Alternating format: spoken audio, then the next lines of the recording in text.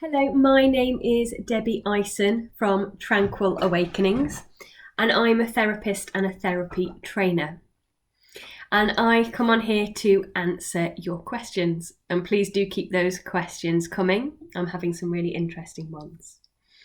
So today, the question I have been asked is that people keep seeing that I'm in the process of writing a book.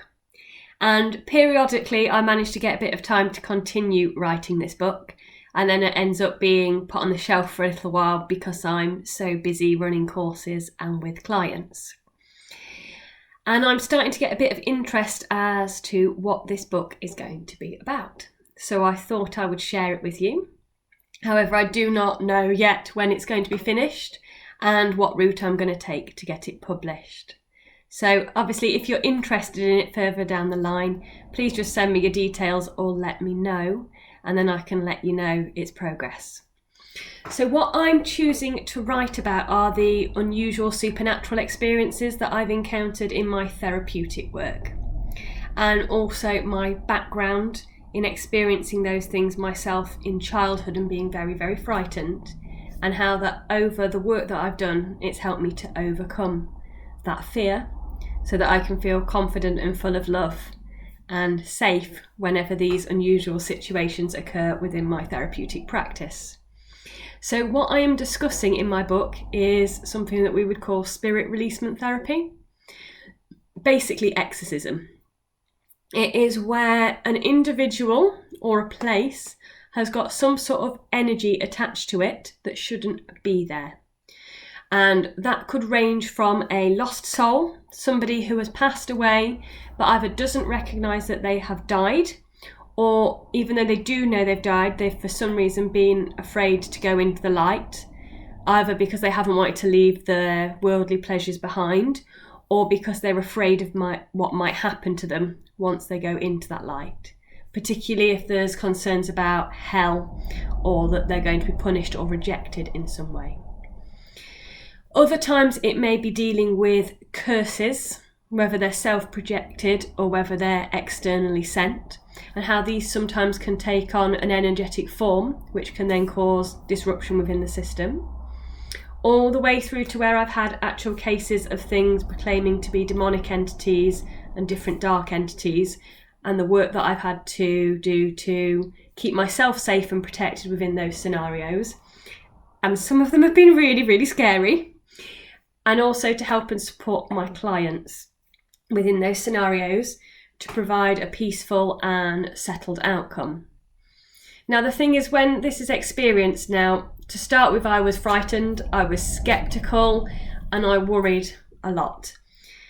However, I've now seen this happen too many times with too many different people, very together, professional, people that in general have got their lives together, but there's something that's causing them a problem. And when we've taken them to the energetic origin, something more unhealthy or something separate to them has presented itself. And when that's happened, it's happened with people of all belief systems.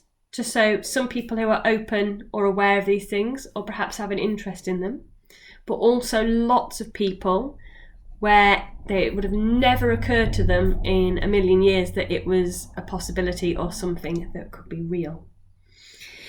And it makes it really interesting for my work because it means I never quite know what I'm going to be presented with. So sometimes it's very apparent from the off that there's something there that shouldn't be involved. Whereas at other times, it could be something very normal, like somebody coming for weight loss or some sort of craving.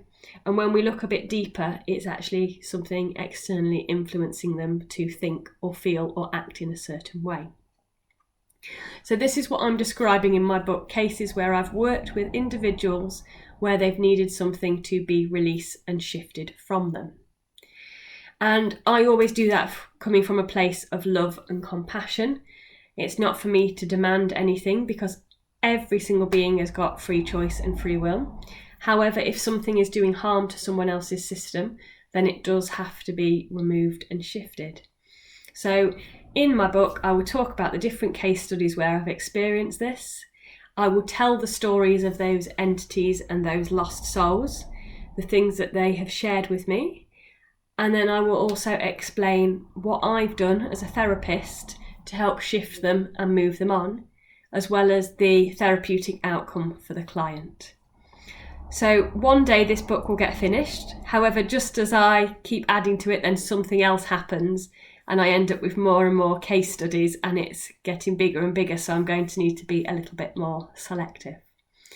So if you've ever experienced anything like that, anything supernatural, anything that's gone bump in the night, whether you've sensed something with you or within a property, please do let me know. Or whether you've had any experiences with either shamans or any spiritual people who have helped you shift and clear anything from you. Now, what I find really interesting is I have been on a group on Facebook, which is a Facebook lockdown group, and there are thousands of people on there.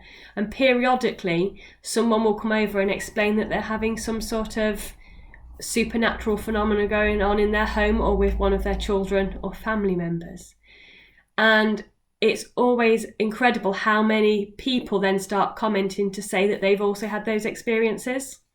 And this is the other reason why I'm wanting to write this book, because I think they're far more common than most people are willing to admit to, because of either being ridiculed or seen as being crazy, and people don't like to be belittled or shamed in that way.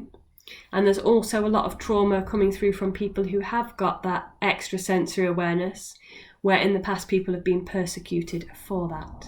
So please do tell me your tales. I'm always interested to find out about them. And please like and subscribe. And I hope one day when I get my book finished, you will take the time to read it. So thank you and have a great day. Bye-bye for now.